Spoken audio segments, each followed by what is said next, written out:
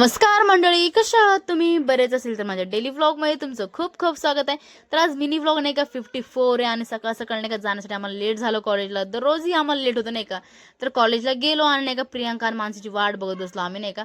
मग ते आले, मग नाही का आम्हाला म्हणलं की पटकन जाऊ लेक्चरला. तर गौरी काय आली नव्हती, तिला अजून टाइम होता यायला. आणि मानसी आल्याच्या नंतर नाही का मानसीने कुठला तरी पॅम्पलेट आणला होता शिवखताचा नाही का. मग ते सांगत होते नाही का 7 तारखेला आहे तर तुम्ही जावं नाही का नक्की. तर तुम्ही नक्की जावं नाही का. आज 7 तारीख होऊन गेली नाही का. माझा व्लॉग नाही का लेट पडलाय नाही का.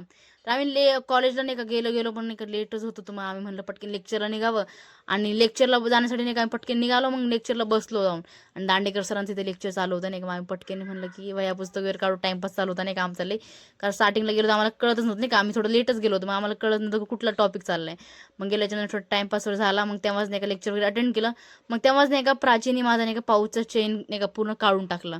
तो बिचारा नाही का मी खूप वर्षापासून सांभाळून ठेवलाय. तो म्हणजे नाही का 8वी 9वीचा आता मी नाही का लास्ट इयरला आहे. एवढा नाही का एवढा टाइमपासून मी त्याला सांभाळलेलं. ते नाही का चेन काय झालं एका साईडनी उघडलेला होता तर त्यांनी डायरेक्ट चेनच काढून फेकली.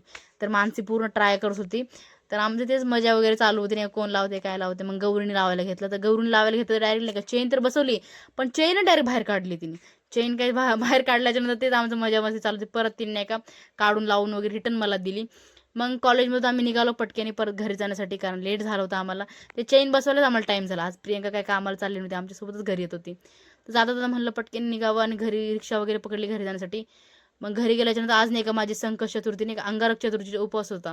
तर घरी गेल्याच्यानंतर नाही का मी उपवासाचं खाल्लं वगैरे थोडंसं फराळाचं. मग परत नाही संध्याकाळची वेळ झाली, मला खूप झोप येत होती नाही का. मी झोपली नाही, मला डोकं खूप दुखत होतं. यार नाही का आता कधी माहिती काय कधी बरं होईल मला डोकं दुखणं काय माहिती. दररोजचं हेच नाही हेच आहे की डोकं दररोज दुखायला लागले माझं. काय व्हायला लागले काय तेच मला कळत नाही. टाकी वगैरे भरली.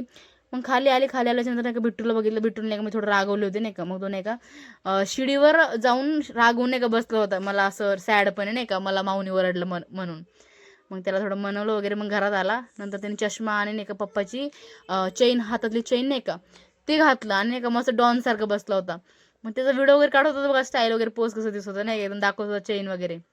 मग संध्याकाळच्या टायमाला नाही का पूर्ण मंदिरात गेले, कारण चंद्रोदय पण होणार होता. मग स्वयंपाक वगैरे करून पटकन मंदिरात गेले. तर मंदिरात गेल्याच्या नंतर नाही का थोडी कमी गर्दी होती. नंतर एवढी गर्दी वाढली ना खूप जास्त. जसं जसं नाही टाईम होतो चालला होता चंद्रोदयचा, तसंच खूप गर्दी झाली. मग सगळ्यांनी नाही का आरती वगैरे चालू केली. मग आरती वगैरे झाल्याच्यानंतर परत घरी आले, जेवण वगैरे केलं, उपवास सोडला. शेकोटी करायला गेलं तर आत्याला बघितलं तर आत्या नाही का फुकणी घेऊन आलती. त्याच्यामध्ये नाही तिने तंबाखू टाकली होती, जे की मिसरी बनवण्यासाठी नाही दात घासण्याचं. आमच्या इकडे नाही का असंच बनवतात नाही का मिसरी. मग सगळेजण नाही का त्याला फूक वगैरे मारून नाही का जाळत होते आतमधली मिसरी.